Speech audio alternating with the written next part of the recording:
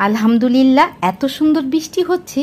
আর এই বৃষ্টির অপেক্ষায় এতদিন ধরে ছিলাম, যে কবে বৃষ্টি হবে কবে বৃষ্টি হবে সেই অপেক্ষায় ছিলাম। কোরবানির ঈদের পর থেকে এত তাপমাত্রা বেড়ে গিয়েছিল যে গরমের জ্বালায় ছটফট করছিলাম, বৃষ্টির জন্য অপেক্ষা করছিলাম। তবে হ্যাঁ, বৃষ্টির জন্য অপেক্ষা করার আরেকটা প্রধান কারণও ছিল, সেটা হচ্ছে যে এতগুলা গাছ রেখে আমি গ্রামের বাড়িতে ঈদের পরে বেড়াতে যেতে পারছিলাম না, কারণ গাছগুলাতে পানি দিবে কে।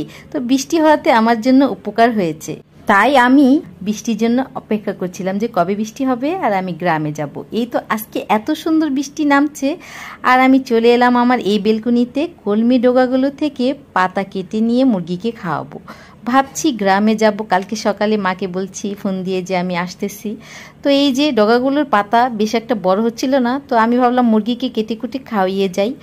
আবার আসলে আমি নতুন করে কলমি শাক এনে ডগা চুবিয়ে রাখবো, আর তখন তাড়াতাড়ি বড় হয়ে যাবে। তো এই যে ডগাগুলো থেকে পাতা কেটে নিয়ে আমি গোড়াগুলো ফেলে দিলাম। সবগুলা কলমি ডগা থেকে পাতা কেটে নিয়ে গোড়াগুলো ফেলে দিলাম।